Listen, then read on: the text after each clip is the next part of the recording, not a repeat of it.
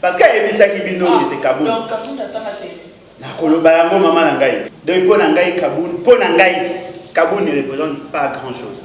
Ndeko nangai a profité à temps. Classe peut où me la rater. Ba olenga ko bazonga la classe na Mukolo, ba Francis Kalongo bazonga la classe na Mukolo. Aujourd'hui ils sont appréciés.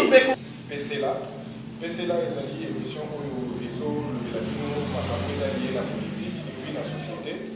Je pense que le lot aux alliés Bongo na chance ou un peu occasion ya boyamba moko ya analyste politique ou ya Kenda Sango. Oh, les lois des soucis à représenter les alliés Bongo, monsieur Alain Bolodjoa. Alain Bolodjoa, bonjour. Bonjour de Kolangai, Mbote Penabalati. Nazali ngai mokote, nazala pembeni na ngai na maman Pamela Kalimasi, oyo tomesana kosala na émission oyo. Pamela, bonjour. Bonjour JC.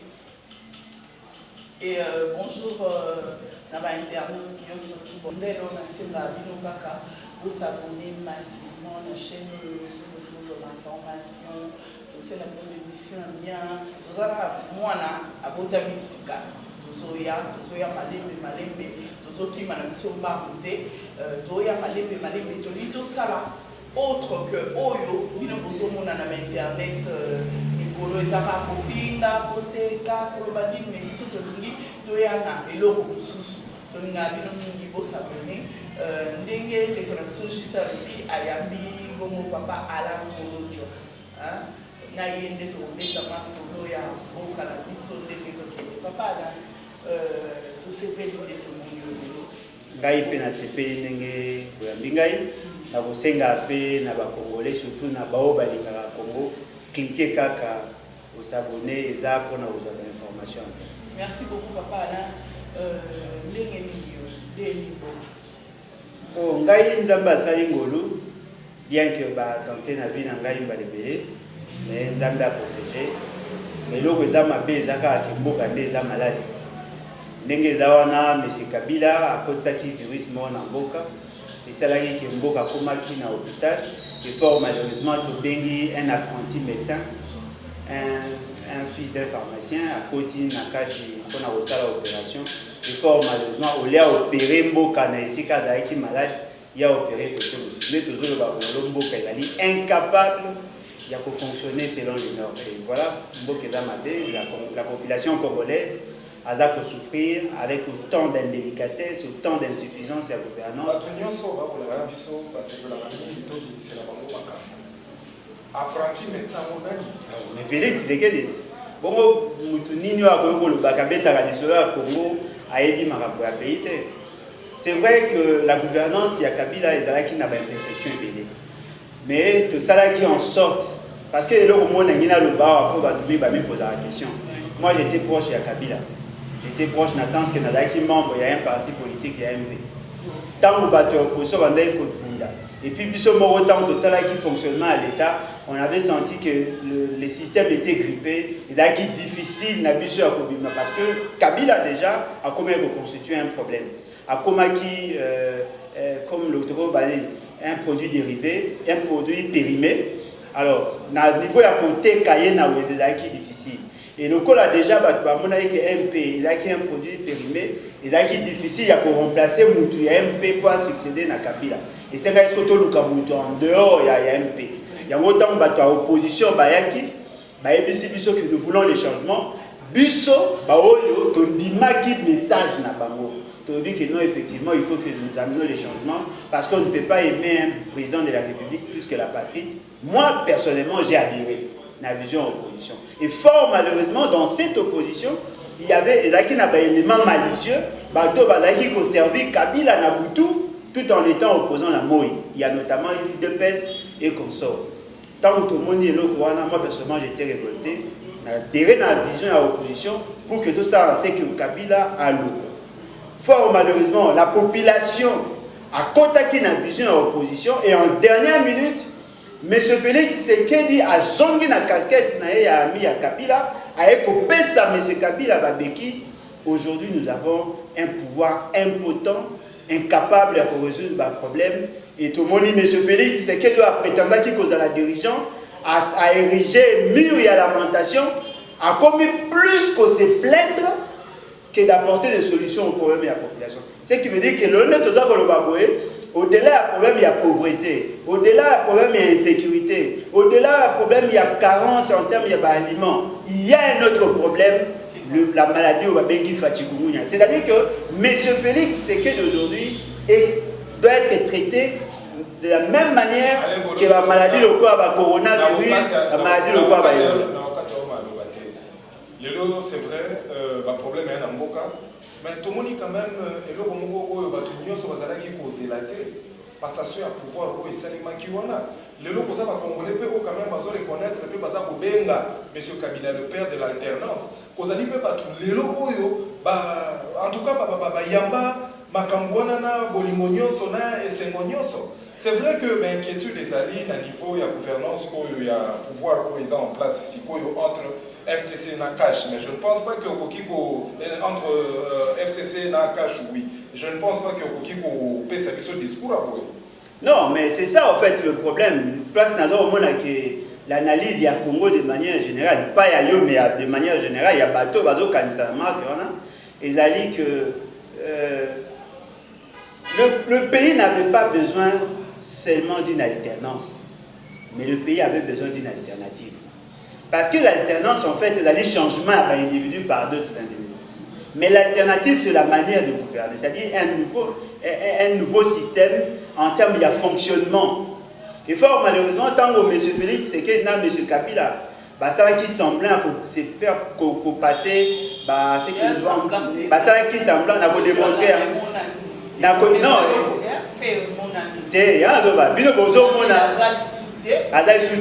Monsieur Kabila a sur la présidence. Président a dit que c'est Félix Tshisekedi. Madame, nous avons démontré noir sur blanc, sur 2 minutes, nous avons démontré noir sur blanc que nous sommes aujourd'hui dans une situation atypique. Mais c'est Kabila qui était considéré comme un élément malicieux, la population a qui n'a pas ça. Qu'est-ce que M. Kabila a fait? Et je vous dis en tant qu'ancien technicien en matière de question politique, dans le niveau à majorité, au Izaki Akala. Qu'est-ce que Kabila a fait? Le col à monarchie que la communauté nationale et internationale, qui n'a pas ça, qu'est-ce qu'il a fait? Il a créé une opposition a entretenu Bango pendant des années et le de toujours le M. Félix Tshisekedi est président et Azali président des populations à voter, mais justement parce qu'il était kabilocratiquement élu. C'est-à-dire que la seule volonté à Kabila est commissaire président. Et la conséquence n'a pas été. C'est-à-dire que M. Kabila a commis les lots plus influents, plus dangereux que ce qu'il était avant. L'alternance est salami dans le sens que M. Kabila a longué la présidence à M. Félix Tshisekedi, mais ça a créé ce que nous pourrons appeler une dichotomie. Avant, M. Kabila était président de la République et chef de l'État. Lélo, M. Félix Tshisekedi est président de la République et fort malheureusement, M. Kabila reste chef de l'État. C'est-à-dire que ce que M. Félix Tshisekedi a au pouvoir, il faut que le chef de l'État, qui est l'autorité supraconstitutionnelle, appelle sa balle. Voilà pourquoi, comme on a Lélo, il y a des chevauchements en termes d'action, et ça n'a pas bousculade en termes de fonctionnement de l'État, et créer un dysfonctionnement systémique, et c'est ce qui se répercute maintenant à niveau de fonctionnement, il y a les autres organes. Mais ce Kabila a commis plus dangereux que ce qu'il était avant. Parce que elle a une responsabilité politique, elle a une responsabilité au niveau de la Constitution, mais il influe sur les décisions, sur le fonctionnement de l'État. Et voilà, aujourd'hui, tout démontre que M. Félix Tshisekedi ne fait que de la figuration. Alors, c'est à vous maintenant de faire le choix entre ceux qui au Kanissi, qui ont remplacé M. Kabila par M. Félix Tshisekedi, et la solution, moi je vous dis, c'est plutôt un problème c'est vrai, Makambouzolo ils sont engagés Kakayo, aux analystes politiques, mais à travers Banzela, la mission à Kisasa, et puis à travers moi d'investigation, sous tout ça, la pas de d'autres, on a appris incessamment que le chef de l'État, M. Kabila, dernièrement pour avoir une décision sur le mandataire, il y a l'institution publique, mais tout le monde que yokanaki penza te bakokaki kopartage baide mon côté yo ozoloba na biso que Félix aza wana lokola étiquette mais soki aza étiquette mais pourquoi bakokaki koyokana te pourquoi likanisi outi na gauche na ya droite efandi esika moko te bato balobi na biso que chef de l'État n'a pas sur le bic et mandataire, ou d'accord à la société, société mieux sur l'État et vous allez sous-politiser. Yo le mini na makambo. Ndekolongai, ce qu'on dit en public, na ce qui se fait zalo bibali. Au moins il y a le bomara na Congo ezali. Bato baebinga baebi que na 8 ans, vraiment temps ya koyekola comment l'État congolais fonctionne. Et puis na sali effort ya koyeba les systèmes autorisés na ngolé. Dans la réalité, selon la norme, la majorité parlementaire a droit à tout. C'est-à-dire qu'elle a droit à tous les ministres, tous les membres du gouvernement. Elle a droit, il y a tous les membres des bureaux, il y a l'Assemblée nationale et le Sénat. Elle a droit à tous les mandataires parce qu'ils dépendent de cette majorité de manière directe. Et le président de la République n'est là justement pour négocier l'arbitrage. Ce qui au monde, il y a 23 postes au Bapesa qui n'a cash. Et c'est parce que Félix Tshisekedi est président, mais c'est justement parce que M. Kabila a l'ingaki qui va dans la coalition. A l'ingaki que M. Félix Tshisekedi n'a pas comme un moutoumoko. Au biso de bien à la libala. Ce qui va repasser dans la poste dans l'entreprise publique, et c'est parce que Félix Tshisekedi a droit, mais c'est parce que M. Kabila veut assez que Félix Tshisekedi ait quelque chose. Ça, c'est déjà un principe. Il faut moutiver ce soit tchad. M. Félix Tshisekedi de manière unilatérale a qui deux fameuses ordonnances. Oh, le a démontré que les ordonnances sont les ordonnances médicales. C'est-à-dire que ce que ces ordonnances-là, ils allaient appliquer, c'est justement parce que Kabila a bouyaki. Or, ce que M. Félix, c'est qu'il a le pouvoir de dire non et de faire à ce que sa volonté est exécutée. En principe, ces ordonnances-là, ils vont être en vigueur. Ce qui est en vigueur, c'est parce qu'au-delà de l'institution au du président, il y a une autre institution qui est une institution supraconstitutionnelle. Et dans le cadre de la Constitution, mais dans la factualité politique, cette institution-là a une influence sur toute institution. Et d'après l'esprit de la Constitution, le répondant, il y a M. Félix Tshisekedi au sein des institutions, c'est le Premier ministre et non l'autorité morale de la majorité. Ce qui fait qu'aujourd'hui, nous avons la radio, la radio, la TV, ce sont une partie à vérité, mais ce n'est pas ça la vérité. M. Kabila est plus influent que M. Félix Tshisekedi. Voilà pourquoi M. Félix Tshisekedi, pour résoudre son problème, a accueilli vers la communauté internationale pour savoir qu'il y a pression à M. Félix, à M. Kabila, pour dire qu'il y a espace de manœuvre. Pardon, Maman Pamela. Lelo, aux mais le pouvoir à Kabila et Zalaki, nous avons dit mais tant que tu as mis vers les élections, tant que tu as mis en sorte que les lois au côté exécutif n'y ont pas à Kabila. Mais opposer une bonne question et vous permettre de battre de tout bayoka. Et là, vous avez bien à Congo. Moi, je il n'y avait pas la possibilité à démontrer. Les lots, vous avez la capacité à conserver l'image. Moi, je n'ai jamais été un yes man. Moi, j'ai toujours été traité à niveau MP comme un opposant. Tant que vous mettez ces nyonso, pour maintenir Kabila dans le pouvoir, moi j'ai dit que Kabila devait sortir par la grande porte.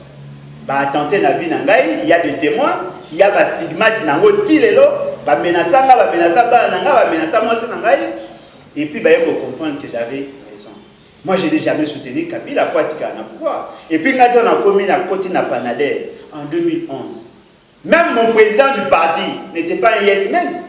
Qui ont critiqué la gouvernance il y a de 2011 à 2016 ou à 2018 que les Gabiso.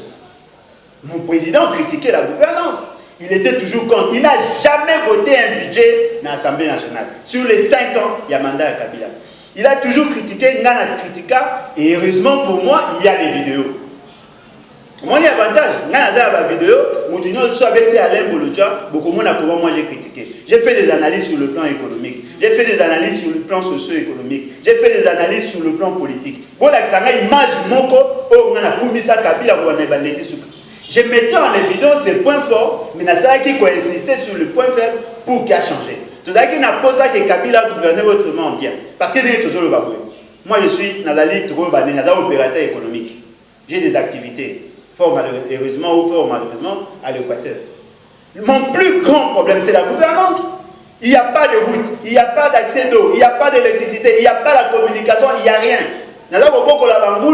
Pour que nous communiquions avec Patouana, il faut pas il faut passer à 120 km. Et vous pensez dans ces conditions-là, vous soutenez Moutou avec les mains. Ça, ce n'est pas moi. Vous confondez Angana Papi Pongu, vous confondez Angana Papi Tamba, vous confondez Angana Makologo Tambola, vous confondez Angana Batouana. Je n'ai jamais été un yes man. Et je peux le démontrer. Voilà. Tous les canaux, je me suis pour les lopédas, de Yambi, au Sanza.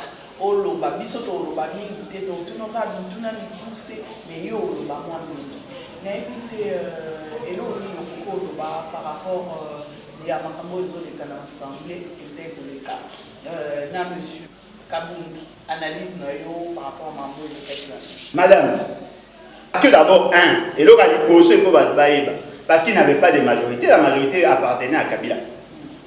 Des deux, parce qu'il n'a pas rempli le profil pour être le premier vice-président de l'Assemblée nationale. C'était quoi les profils? Le profil à l'Ibosé d'aller. Il faut un tempérament calme.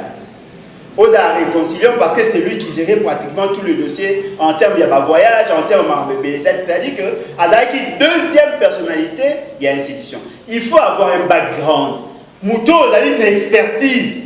Oh, ça a quelque chose. Au Tanga, vous avez moins expérience professionnelle et puis vous avez un moins CV. Les qui n'ont pas eu de Kurangai Kabound. Souci n'a pas été que Balongolaye les Sika on a bâti Kaya à occasion à Kotanga. Parce qu'il y a des qui bino c'est Kabound. Donc Kabound a tamaté. Na kolobayango maman nangai. Et là on a une gars qui souci n'a pas été nini. Souci n'a pas été lokola ya lobaki qui va pouvoir na bango d'aller éternel. C'est-à-dire que ceux qui y soyez à okuta bataille PPRD ba na pouvoir. Ngonga siko loka ba ko na pouvoir. Nasemaki balongolaye na poste wana pour permettre à passer. Non, na bi nasemaki na saki na balaki papa. Mlabi ke malobeza omboka yo, mais pema mokela tout no moko. Kabundo a soit qui parti tango ezalaki pour marcher malamu te quand tout n'allait pas bien. A su parti à mener un congrès, a su présidence, Makamonio, c'est le cas qui wana Oyebi. Et comme il attend, on va remercier, et puis aller à moi et loco, va apprécier vice-présidence à Parlement. Ce qui va faire qui c'est parce que c'était un homme de confiance. Et ça fait parce que ça là qui va preuve, mais ça m'a tapé mon œil au Philippondé. Negolangai, Bitumana Biso d'Ali à Kabound.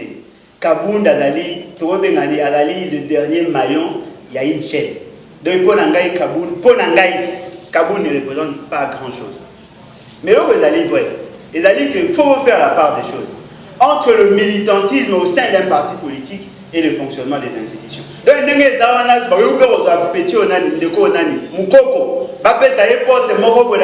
gouvernement justement parce qu'il a milité au sein d'un parti politique. C'est-à-dire que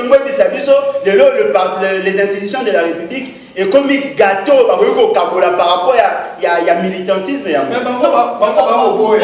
Bango ba oboya kopesa jusque là bazo boya balobi ba kopesa candidat bango banani balobi ba kopesa candidat mususu te oya bango candidat ezaka Kabound. Ça veut dire que bazo reconnaître ba valeur katinaye bazo reconnaître expérience politique oya ça pour engager na parti pour na bango esengeli ka moto on a continuer. Et je sais quand il dit que Kabound a tamaté moi ça me surpasse. Non, ça n'engage que lui. Oui, ça n'engage que lui mais il doit expliquer éclairer opinion. Negolangai ngamu na ko éclairer te mutu nyozo to ayebi na information que Kabound tant assis classe na 8 diplôme d'état atanga kité à côté na militantisme ya parti à côté na marambo ya bale tango eko arriver que Kondo Etienne Tshisekedi a boyi ko kena en dialogue na monsieur Kabila na ngongana Moïse Katumbi a approchaki ba eko pesa Kabound pas à quoi point focal.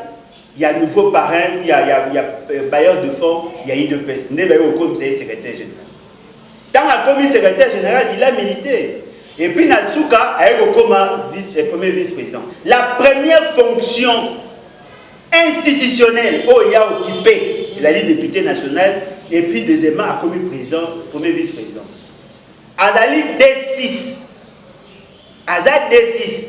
À côté des classes. À sa première année, à Tanagi Pépiente, a passé deuxième. C'est-à-dire qu'elle a deuxième graduat. En tant qu'étudiant à deuxième graduat, il n'y a pas de titre. Adali D6. Même pour ça, à Tangi Maman Nangai, Et puis, tant que vous avez par rapport à militantisme, non, il faut faire la part des choses d'un alobaki. Le militantisme au sein d'un parti politique n'est pas à confondre avec les critériums pour être décideur. L'institution Parlement a une mission plus large que ce que l'on s'est fait ici, la cité. Et donc, il faut y parler. Les parlementaires sont le concept de l'organisation sociale. Attendez, les lois sont des normes pour la fonctionnalité ou le fonctionnement de l'État. Et ici, on prend le meilleur d'entre nous dans le province pour réfléchir sur les orientations. C'est-à-dire donner la configuration fonctionnelle et institutionnelle à l'État. Moi, je D6. Je ne jamais licencié à Tanga Malam. On est dans le Ngai a profité à Tanga. Classe est où me la raté. La classe na Mukolo, Francis Kalom, la classe na Mukolo. Aujourd'hui, ils sont appréciés. Il y a des palmarès. Moutounion soit dans l'institution supérieure. Aïebi qu'il y a des palmarès. Na palmarès, il y a pesara année. Na date. Ba Luka, ba Monate. Si vous voyez, à Tanga Bogo, ce qui bino boye bien information. Boye bisangai na neni ya Tanga na faculté ni. Pour avoir la bino, ou à la relation internationale. C'est quoi ça la droit? Mais la relation internationale, tout le monde n'a pas le palmarès à date. Parce que la faculté garde des archives. Ouais. Tous les cas, le sujet, il y a qui a des jours passés. Les Akibongo procès, il y a 100 jours. Analyse à ma campagne, avant de côté na carte, na fond, il y a procès. Analyse, il y a ma campagne, surtout les 2 journées où il est qui au Bonyamoué. Liboso d'abord, avant de rentrer en profondeur, na réitéré engagement d'Angaï. Je veux me battre. Tim Kolo Barokama, M. Félix Tshisekedi, Ndemoli Molangaï Rokomanakim. Na tout ce qui se conçoit mal s'exécute mal. Au départ, la Constitution vous dit, et la Constitution insiste sur un principe sacro-saint, il y a gouvernance, et il a dit que pour que ça a quelque chose, il faut avoir la compétence. L'article 91 de la Constitution le dit, les politiques publiques sont conçues par le gouvernement en collaboration avec le président de la République. Seul le gouvernement en est responsable devant les parlements. Ça, c'est l'article 91. L'article 93 est le dit que le premier ministre est le coordonnateur et il y a pas action gouvernementale. Tout ce qui s'est fait dans l'État, c'est lui qui est le coordonnateur. L'article 69, il y a la Constitution le dit, le président de la République est le gardien, l'unité d'abord, l'unité nationale, les symboles à l'unité, à l'arbitre, il y a bon fonctionnement à l'institution. On ne dit pas que le président de la République gère les institutions. Non, il est le gardien. Adali le col a garde-fou pour donner des orientations parce qu'il est l'une des personnes où Adali est élu à suffrage universel direct. Mais si on a une compétence naïe, nulle part, Balobi qui est président de la République a le pouvoir d'élaborer un programme et de l'exécuter. Nulle part. M. Félix Tshisekedi, aïe, Boye Bibino Tundenga Yaki, cabilocratiquement élu, c'est-à-dire que c'est un produit où routine à l'usine au Babengi Kingakati a commis président. Qu'est-ce que nous avons constaté? M. Félix Tshisekedi a commencé déjà à connaître les Congolais qu'il n'y avait pas de gouvernement. Faux! Parce qu'il y avait un gouvernement, le gouvernement Tchibal. Le principe, il y a gouvernance au Bino. Un premier ministre investi ne se remplace que par un autre premier ministre investi.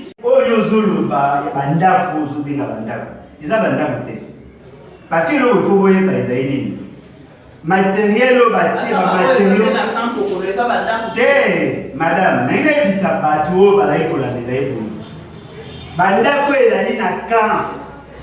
bien que j'allais détourner et c'est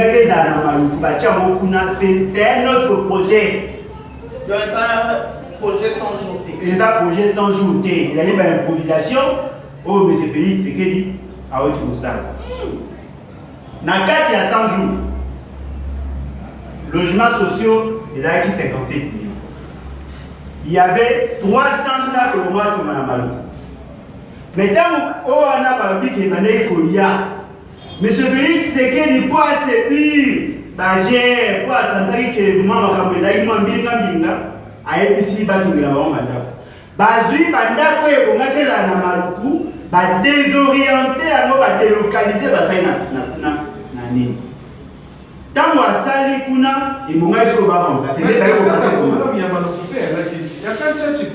ezalaki te omona wapi mokonzi ya mboka azalaki susi ya basolda na ye Kabila atikaki bango na bacondition moko baaki na mobutu mpe wana epuis je pense que mobutu nde atonga kantiaki wana epuis mobutu atonga Kabila ye afandisi basolda na ye kaka wana Félix Sekedi ye alobi te basolda baa na bacondition malamu te napesa bango quand même esika ya kofanda apesaki bango 300 maisons toyokoyoka awa à travers procès ayaki kovisite quand même misala ya Jamal azwi mokana kolobaki misala esalemi malamu babakise 700 na nyonso oboya kaka ndeko na ngai ntango tozali koévalue projet par projet nazali koloba na bino ke na kati ya projet ya 100 jours quand Tchad ezalaki te monsieur Félix Sekedi a désorienté un projet oyo ekonga esalama na maluku pour celui ndenge oyo mpo olobi mpe ndenge babaki na procès pour celui le militaire ya Kanchach mpo armé ezalaka na Kanchach te mais jisabi aséduisé bango jisabi asaleli bango mpona bolingo bolingo Félix Sekedi akoki kolinga motu mama na ngai adésorienté projet mama ye te papa na yebitaloba eza ya ye mama tiboli sauf peut-être ceux qui vont dire ça vont soutenir. Et l'autre, il a dit soutenir. Vous pensez que Bolingo a payé, c'est héréditaire. C'est-à-dire que ceux qui papa a tout fait, Bolingo a Congo et l'équipe de père en fils. Et comme il y a biologie, non! Monsieur Félix Sekedi, Bolingo a Santamo, a Safi. Yé pona yé, Congo égale yé, égale la proche na yé. Pour Paul, il y a un ça. Naïna le babo, Félix Sekedi là quand même. Et on le dit quand même. Papa, non. Papa, Tikaki, Papa, Papa, il y a Kono et Tiens Sekedi. Oui. Atikaki Malo à travers parti, héritage à parti. Pays est là à parti. À travers parti, Atikaki Mondo de la ceux qui vont suivre pouvoir le peuple d'abord.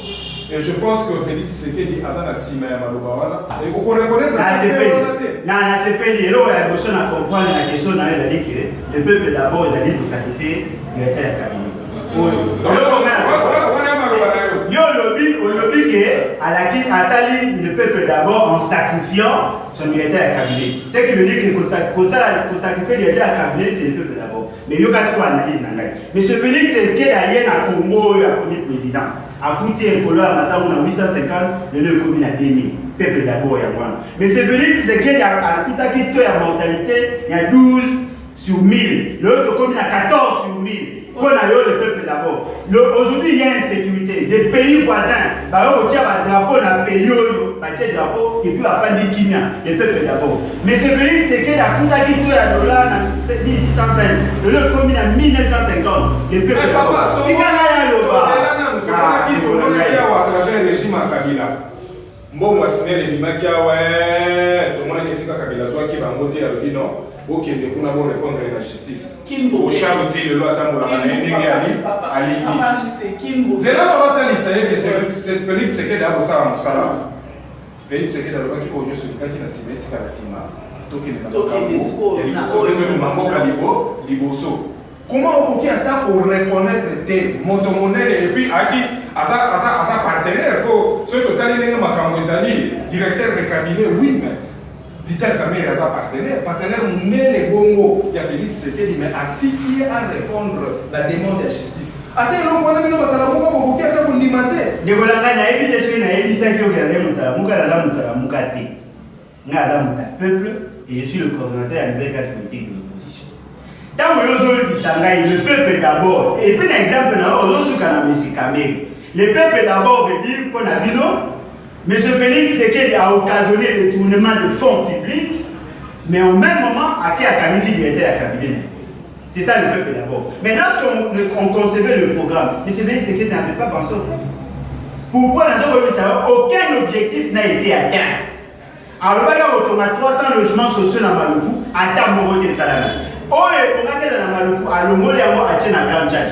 Dans l'administration, il y a un détournement. Il a détourné le fonds public. pour la projet Moussous. Na Maluku, na Mukuna avait 1000 logements sociaux.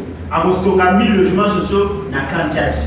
Nous avons plus de 13 camps. Il y a Tongi, et plus de 26 camps à Tongi na Kanchach. Et on peut bien avoir militaire. Non.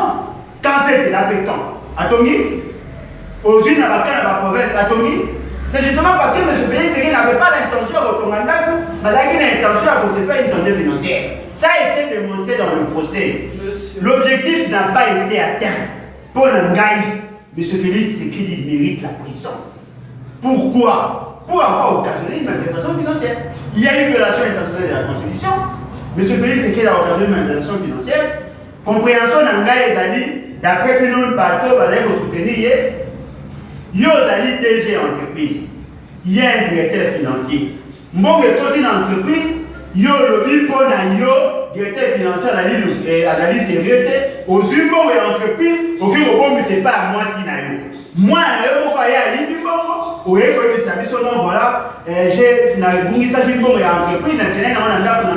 mais pour la banquette, je viens de faire arrêter ma femme. C'est la première fois qu'on arrête une femme d'un DG.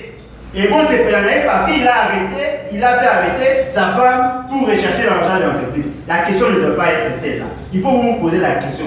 Est-ce que M. Félix Tshisekedi avait-il la compétence d'élaborer un programme de gouvernance? Non.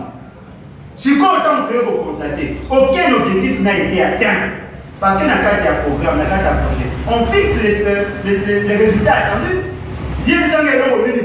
Félix Tshisekedi a résolu. Quand le gouvernement a récupéré des programmes il y a 100 jours, on a quitté de 22 500 000. Il y a pour l'action de moutons, donc comme il y a 37 millions. C'est grâce au gouvernement qu'on est comme on a projet. Mais c'est une mouton et un roi. Ah, bah, il y a un bandaki, a dit qu'il inachevé, il nous camana, bah, tu n'as pas de l'anniversaire. Ce qui veut dire que M. Félix, c'est qu'il s'est un danger. Alors, travailler pour la Félix Tshisekedi, pour la majorité parlementaire, pour la Kabila, pour la population T. Il nous a été choisi pour sécuriser les intérêts à Kabila. Monsieur Alain. Bon, Tozo Malakoussani, analyse, il y a Maman Anida, na Soraya, on a qui Maman Angaïda, il y a Mokonzo et Félix Tshisekedi. Naza kopesa yo réponse Maman Angaï. Naza kopesa yo réponse. Naza kopesa yo réponse. Atako baïda mokonza. Na inarete, na inarete banti balé. Soki totuni likambo ya kamera. Yo Totali Amida, Félix Tshisekedi. Totali Amida Mwemamba, Félix Tshisekedi. Atako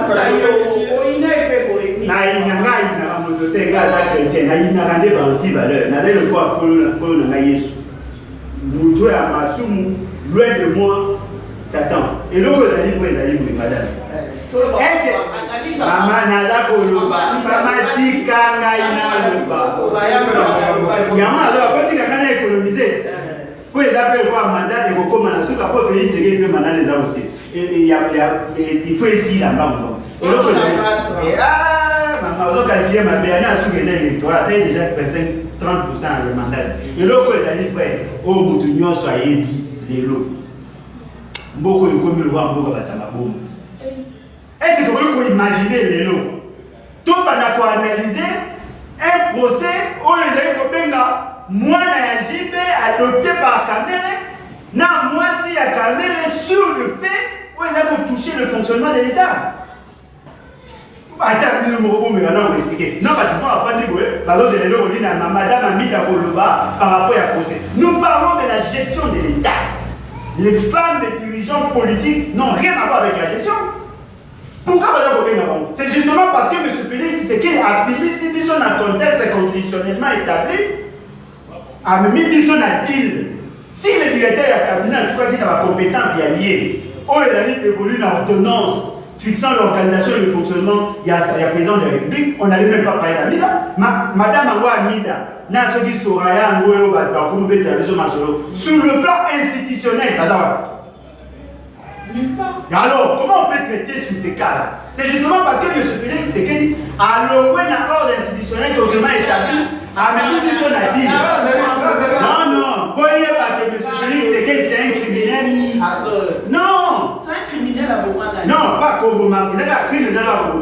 lorsque vous prenez, attendez, j'assume, lorsque vous prenez les réserves d'échange, qui est estimé pratiquement à 800 et quelques millions de dollars, vous ici plus de 370 millions de dollars pour financer des projets réalisés et puis vous achetez à l'extérieur, ça crée un déséquilibre sur le marché, il y a une fluctuation monétaire, vous pouvez tout pouvoir d'achat, vous pouvez avoir la critère. Nous devons aller dans le monde, 162 millions de francs congolais, avec dit que la 100 $, le lieu est connu moins de 100 $, vous faire perdre la monnaie, le pouvoir libératoire, soldats dans la 120 000 francs, à qui n'a pas coûté de l'eau que la tout vous ne payez un criminel. Qui va se charger de la baronne à Kalemele, mais consort. Le lieu second va avoir la possibilité au compte dans la soin de santé pour voir ce qui se passe dans la baronne. Vous payez un criminel. Vous avez gratuité à Maï, vous avez 5 mois payés, un par an. Vous avez un mois si n'a pas. Vous avez 5 mois foot à barater, justement parce que vous prenez des décisions populaires sans tenir compte de la technicité. Vous pouvez non criminel. Vous savez que c'est un criminel. Place Maïs à la prison. Voilà. Donc, comme il a souka, il a fait sa analyse de la souka sur la déclaration de la directeur financier. Il a Félix Sekedi n'a pas pensé aussi mal au chulet. Alors, vous avez juste une minute ou une minute. Non, attendez, vous parlez du conseiller principal. La finance et l'économie. Nalingi naïbisa bien que naïbi comme on a été. Nalingi naïbisa le corona, merci. Tu as un sens patriotique. Pour Nangaï, vous avez exception, l'aventure ou l'association des malfaiteurs avec les FCC cash. En tout cas, n'ayez pas quitté que tu as valeur le corps bazali. Au dit qu'on démontrer noir sur blanc que M. Félix Tshisekedi sa place est en prison. J'ai compris à partir de mon aïe que M. Félix Tshisekedi a passé le moment de la République n'est un malfaiteur.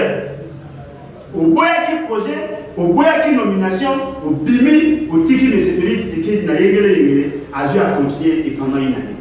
Au longoué dans la soli, pour Nangaï, aux alliés pour mériter la fleur.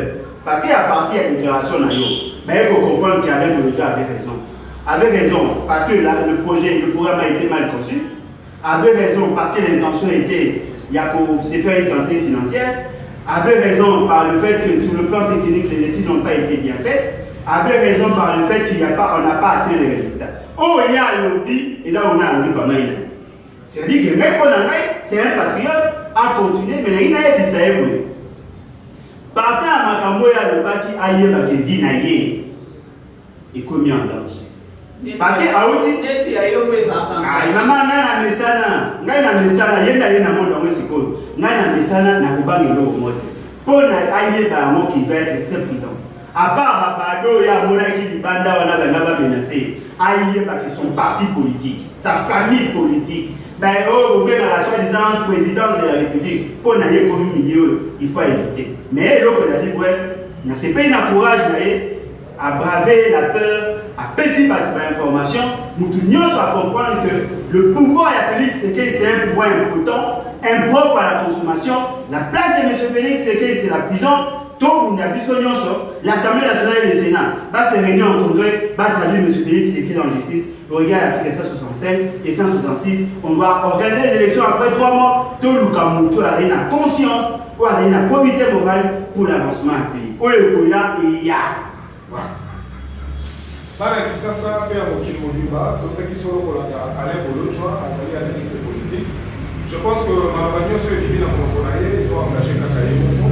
Ils ont engagé politique, ils ont engagé les amis Moluba, Oyo, Bayebi Koloba, Makambo et Talimboka. Je crois que les politiciens, les lois sont représentés. Il y a des gens qui peuvent faire l'émission à l'élo. Je pense que la photo, aujourd'hui, mon cas, on a la biso, ma base, nous sommes la biso l'élo. Mais l'émission est pour les joueurs, les bossos, pour les salons, les pour mais les autres, les gens qui quand même, tout ce qui est allé au lot, tu vois, Maloba, pour des mais pour communiquer, ils allaient qui katiaye. Je pense que tout comme il a souka, maman Pamela Souzana Global. Ouais, merci de JC, tout comme il a souka. émission na biso na pesi merci na mabikonyo surtout balandi biso na mokili mobimba en tout cas nzamba pambola bino ndenge ndekogisa le but ça va faire je crois que une émission simplement pour remercier bato nyonso bazo s'abonner bato nyonso baotindela biso message bato nyonso bazo soutenir biso na ba émission oyo nga ensenga na bino bosabonner ça la biso vraiment bien. Je veux aussi ajouter que Malbani papa Alain Mouloud, à l'OBI, ils ont engagé. En fait, ils ont engagé. Oui, voilà. Donc, merci beaucoup, Nandenge, Oyaki, tous ces pays, vraiment, pour la réponse Nayo et Zalaki. Bien, je crois que les connaissances par la Libiso, pas pour ces pays-là. Bon, c'est à la ils ont pas battu la Biso. Tolingara pour moi la biso makasi Tolingara président de la République ça va pas amen parce que ebisaki bino c'est Kaboun donc Kaboun atamate na koloba yango mama na ngai donc pour na ngai Kaboun pour na ngai Kaboun ne représente pas grand chose ndeko na ngai a profité à temps classe pe umela raté ba olenga ko bazongela classe na mukolo ba Francis Kalongo bazongela classe na mukolo aujourd'hui ils sont appréciés